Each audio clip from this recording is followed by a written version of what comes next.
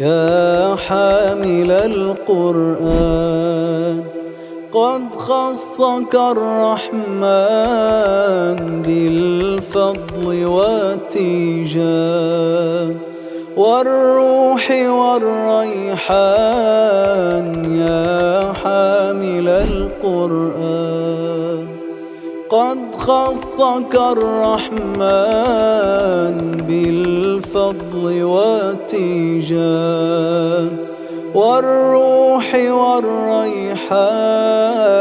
يا دائم الترتيل للذكر والتنزيل، بشراك يوم رحيل ستفوز بالغفران. يا قارئ الآيات